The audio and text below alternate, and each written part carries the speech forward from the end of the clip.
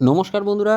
শীতের একটা গুরুত্বপূর্ণ ভালোবাসার গাছ হচ্ছে জারবেরা আমার, এবং আমি জানি অনেক জারবেরা লাভার্স আছেন যারা কিনা গাছটিকে বাঁচিয়ে রাখতে, অনেকে নতুন বাগানি যারা আছে তারা কিন্তু বাঁচিয়ে রাখতে পারেন না।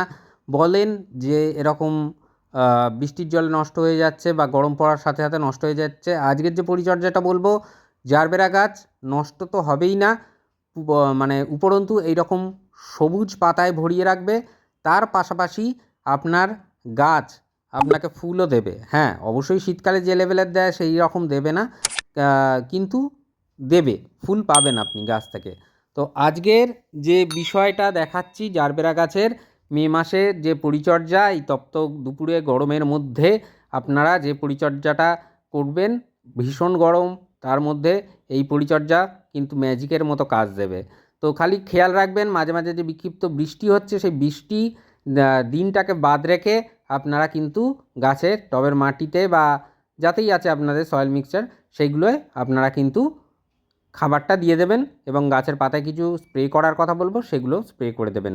তো দেখুন এখানে আমার যে জারবেরা গাছগুলো আছে, হ্যাঁ ফুল হয়তো একটা দুটোই ফুটে আছে দেখছেন, কিন্তু সব গাছগুলো কিন্তু সুস্থ আছে, ভালো আছে।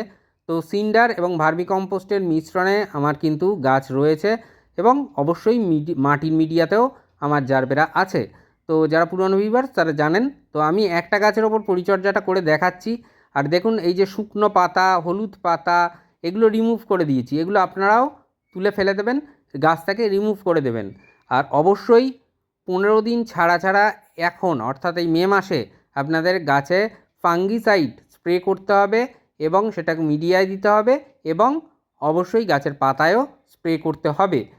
তাহলে ফাঙ্গাল ইনফেকশন কোনো ধরনের থাকবে না। এর পাশাপাশি যেটা কি করতে হবে কীটনাশক প্রয়োগ করতে হবে। দেখা যায় যে এই জারবেরা গাছে মিলিবাগের আক্রমণ হতে দেখা যায় মাকড়ের আক্রমণ হতে। তো মিলিবাগের আক্রমণ হলে আপনারা এক্কা বা একতারা এই জাতীয় কীটনাশক প্রয়োগ করতে পারেন, খুব ভালো রেজাল্ট পেয়ে যাবেন। আক্রান্ত গাছ হলে 2 দিন স্প্রে করতে হবে, মানে একদিনের গ্যাপ রেখে আরেক দিন এরমভাবে স্প্রে করবেন, তাহলে দেখবেন রেজাল্ট খুব ভালো পাবেন মিলিবাগ থেকে। এছাড়া যদি মাকড় লাগে আপনাদের গাছে, তাহলে যে কোনো মাকড়নাশক ঠান্ডা ফ্রিজের জলের সাথে মেশাবেন, মিশিয়ে গাছে স্প্রে করবেন। যে কোনো মাকড়নাশক, কাকা হতে পারে, থিটা হতে পারে, ওমাইট হতে পারে, যে কোনো মাকড়নাশক একটা স্প্রে করে দেবেন। তো দেখুন শুকনো পাতাগুলোকে সরিয়ে দিচ্ছি, এগুলো রাখা যাবে না, এগুলো থেকে ফাঙ্গাল ইনফেকশন ধরে যায় গাছের, তো গোড়াগুলো পচে গেলেই ব্যাস শেষ। তো সেই জন্য, আর আমার গাছ ওপেন এরিয়ায় থাকে, ও বৃষ্টির জলেও ভেজে, রোদও পায়, তো সেই রকম জায়গায় জারবেরা হচ্ছে, এবং হাইব্রিড জারবেরা, গাছের পাতাগুলো দেখে বুঝতে পারছেন।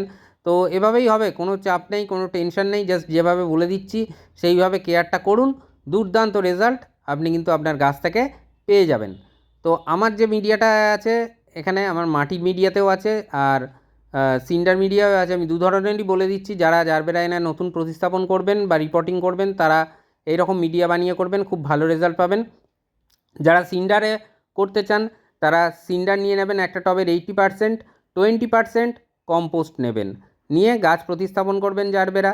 আর যারা মাটির মিডিয়ায় করতে চান তারা যে টব ব্যবহার করবেন সেই টবের 40% মাটি নেবেন, 40% কম্পোস্ট নেবেন। তাহলে মাটি আর কম্পোস্ট করে একটা টবের 80% ভরিয়ে নিতে হবে।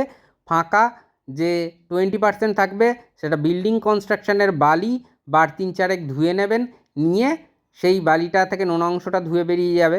তো তারপরে সেই বালিটা, মাটি এবং ভার্মি বা কাউডাং 1 বছরের পুরনো, সেটা নিয়ে আপনারা কিন্তু মাটির মিডিয়া তৈরি করে জারবেরা বসাতে পারেন, খুব ভালো রেজাল্ট পাওয়া যায়। তো এখন যেটা বলবো, এই সময় নিম অয়েল আপনারা গাছে সপ্তাহে একবার করে স্প্রে করুন সন্ধ্যাবেলা, তাহলে দেখবেন পোকামাকড়ের আক্রমণের হার অনেক কমে গেছে। আর যে খাবারটা মে মাসে দিতে হবে, একবারই দিতে হবে, সেটা হচ্ছে এই খাবারটা। 1 টেবিল চামচ হাড় গুঁড়ো নিয়েছি, 1 টেবিল চামচ শিংকুচি বা হর্নমিল, 8 ইঞ্চি, 10 ইঞ্চি বা 12 ইঞ্চি টবে একই পরিমাণে দেবেন। আর এটা যেটা দেখছেন নিমখোল, 1/2 টেবিল চামচ রয়েছে, সিঙ্গেল সুপার ফসফেট 1 টেবিল চামচ রয়েছে। আর তার পাশে যে কালো গোল গোল দানা দেখতে পাচ্ছেন সেটা হচ্ছে বায়ো পটাশ বা অর্গ্যানিক পটাশ বা জৈব পটাশ, এটাই 1 টেবিল চামচ নিতে হবে। এটা নেওয়ার চেষ্টা করবেন। একান্ত না থাকলে বা না পেলে আপনারা মিউরেট অফ পটাশও বা লাল পটাশটাও দিতে পারেন, বা সালফেট অফ পটাশ যা সাদা পটাশ সেটাও দিতে পারেন, মানে এনপিকে 0050। তো এই মিক্সড খাবারটা মে মাসে একবারই আপনাদেরকে প্রদান করতে হবে এবং জারবেরা গাছে, কারণ এরপর থেকে কিন্তু বৃষ্টির হার যখন বাড়বে তখন কিন্তু কোনো অর্গ্যানিক ফার্টিলাইজার আমরা আর জারবেরা গাছকে খাওয়াবো না। তখন সম্পূর্ণরূপে রাসায়নিকের উপর চলে যেতে হবে জারবেরা গাছের জন্য। আর অবশ্যই বৃষ্টির সময়, মানে বর্ষাকাল যখন পড়ে যাবে তখন কিন্তু আমরা কোনো ধরনের খাবারই আর দেবো না, খালি ছত্রাকনাশক ব্যবহার করব। তো যাই হোক, সেইগুলো আবার যখন পরিচর্যা সময়ের সাথে সাথে বলে দেবো। একসাথে এত বলে দিলে মানে মনে রাখা প্রবলেম হয়ে যাবে। তো যাই হোক, এইভাবে টবের উপরে চারিধার ধরে আমি কিন্তু এই দিয়ে দিচ্ছি খাবারটা। আর এই খাবারটা টবের মাটিতে বলুন অথবা সিন্ডারে বলুন, একই পরিমাণে একই খাবার আপনারা টবের মিডিয়ায় দেবেন। খালি সিন্ডার মিডিয়ায় যদি গাছ থাকে তাহলে এই খাবারটা মাসে 2বার দিতে হবে, কিন্তু মাটির মিডিয়ায় থাকলে একবারই দেবেন। তাহলে বুঝতে পারলেন বন্ধুরা যে কিভাবে পরিচর্যাটা এই সময় করতে হবে। টবের মিডিয়ায় জারবেরার খাবার কিভাবে দেবেন সেটা কিন্তু আমি বলে দিলাম মিডিয়ায়। এছাড়া আর কি দেবেন? এছাড়া দিতে হবে বাদাম খোল বা সরিষার খোল পচা জল, সপ্তাহে একবার করে দিতে পারেন।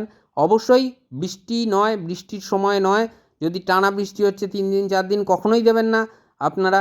আর ফুল সানলাইটে গাছ রাখতে হবে।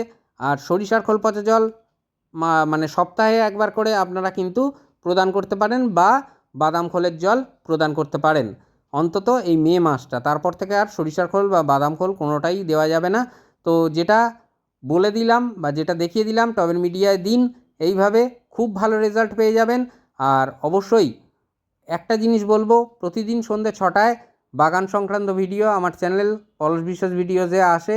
তাই যারা সহজে বাগান করতে চান তাদেরকে বলবো যে অবশ্যই সাবস্ক্রাইব করে রেখে পাশে থাকা বেল আইকনটা প্রেস করে অল করে রাখুন, যাতে করে আমি যখনই ভিডিও দেব তার নোটিফিকেশান আপনাদের মোবাইল, টিভি অথবা কম্পিউটার স্ক্রিনে চলে যাবে। কারণ যেখান থেকে আপনারা ইউটিউব দেখেন সেখানেই পৌঁছে যাবে। তো এই যে জল দেওয়ার ব্যবস্থাপনাটা একটু বলে দিই। উচ্চ জল নিকাশিযুক্ত মাটি হলে এই সময় দাঁড়িয়ে প্রতিদিন দেবেন। গাছগুলোকে প্রতিদিন স্প্রে করে শাওয়ার দেবেন, মানে স্নান করিয়ে দেবেন। আর অবশ্যই জল বুঝে দিতে হবে। অতিরিক্ত জল জারবেরা কখনোই পছন্দ করে না। আর অবশ্যই একটা জিনিস মাথায় রাখবেন যে গাছের যে গোড়া সেটা যেন অবশ্যই উঁচুর দিকে থাকে টবের মিডিয়ার চারিধারের থেকে। এটা বলে দিলাম, এটা মাথায় রাখবেন। কারণ গোড়ার দিকে যদি মানে ফাঙ্গাস লেগে যায় তাহলে কিন্তু গাছ আর বাঁচানো সম্ভব হয়ে পড়ে না। আর অবশ্যই কীটনাশক কিন্তু ব্যবহার করবেন, 10 দিন ছাড়া ছাড়া ব্যবহার করবেন। খুব ভালো রেজাল্ট পাবেন। কোনো ধরনের পোকামাকড় দ্বারা আপনার গাছ কিন্তু আক্রান্ত হবে না। এরপর গাছের পাতায় কিছু স্প্রে করার কথা বলবো, সেগুলো যদি করতে পারেন খুব ভালো রেজাল্ট পাবেন। আপনাদেরকে বলবো 12-61-0 এই সময় স্প্রে করতে, তাহলে গাছের গ্রোথ কিন্তু খুব ভালো হবে। আর একটা জিনিস তরল আকারে দিতে বলবো, সেটা হচ্ছে calcium nitrate. Calcium nitrate 1 litre জলে 1 টেবিল চামচ পরিমাণে গুলবেন। গুলে আপনারা সেই জলের সাথে আরও 1 লিটার জল, সাধারণ জল মেশাবেন। মিশিয়ে টবের মিডিয়ায় 200 থেকে 250 ml তরল আপনারা কিন্তু দিয়ে যাবেন।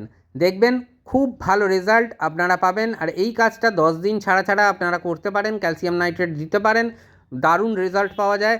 গাছের গ্রোথ কিন্তু দুর্দান্তভাবে বেড়ে উঠবে। আর অবশ্যই গাছের পাতায় মানে যে খাবার, মানে এনপিকে, সেটা প্রয়োগ করতে পারলে আরও ভালো রেজাল্ট পাওয়া যাবে। সেটা হচ্ছে 12-61-0। এটা 10 দিন ছাড়া ছাড়া গাছের পাতায় যদি স্প্রে করেন 12-61-0, তাহলে খুব ভালো রেজাল্ট আপনি কিন্তু আপনার গাছ থেকে পেয়ে যাবেন। গ্রোথ এই সময় বন্ধুরা জারবেরার গ্রোথটাকে করিয়ে নিতে হবে, তাহলেই কিন্তু আমরা আগামী দিনে ফুলের সময় প্রচুর পরিমাণে ফুল আমাদের জারবেরাগুলো থেকে পেতে পারবো। তো আশা করি বুঝতে পারলেন যে কিভাবে পরিচর্যাটা করতে হবে। আর অবশ্যই গাছের পাতায় মাইক্রোনিউট্রিয়েন্টের ব্যবহার আপনাদেরকে কিন্তু করতে হবে। যে কোনো মাইক্রোনিউট্রিয়েন্ট হোক না কেন সেটা কিন্তু আপনাদের গাছে দিতে হবে, গাছের পাতায় প্রয়োগ করতে হবে। সেটা অ্যাগ্রোমিন গোল্ড হতে পারে, অ্যাগ্রোমিন ম্যাক্স হতে পারে, বা মোবোমিন হতে পারে। আমি যে এই বায়োভিটা এক্স দেখাচ্ছি মানে এটাই দিতে হবে এমনটা নয়, বা এর বিজ্ঞাপন করছি তা নয়। আপনারা যে কোনো অনুখাদ্য বা মাইক্রোনিউট্রিয়েন্ট দিতে পারেন, আপনারা সাগরিকা দিতে পারেন, আপনারা অল ইন গোল্ড বা সুপার, অল ইন গোল্ড বা অল ইন সুপার এইগুলো দিতে পারেন। মানে প্রচুর মাইক্রোনিউট্রিয়েন্ট বাজারে পাওয়া যায়, যে কোনো একটা মাইক্রোনিউট্রিয়েন্ট একটু ভালো মানের দেখে নিয়ে যদি গাছে প্রয়োগ করেন, স্প্রে করেন, তাহলে খুব ভালো রেজাল্ট আপনি পেয়ে যাবেন। তো বন্ধুরা, আজকের এ পর্যন্তই। আবার আসছি আগামীকাল ঠিক সন্ধ্যে 6টায় নতুন কোনো গাছের পরিচর্যা বিষয়ক ভিডিও নিয়ে। ততক্ষণ সকলে সুস্থ থাকুন, ভালো থাকুন, প্রচুর পরিমাণে গাছ লাগানোর পাশাপাশি দেখতে থাকুন পলাশ বিশ্বাস ভিডিওস। মন থাক চিরসবুজ, পৃথিবী হোক সবুজময়। হ্যাপি গার্ডেনিং বন্ধুরা, খুব ভালো থাকবেন সকলে, নমস্কার।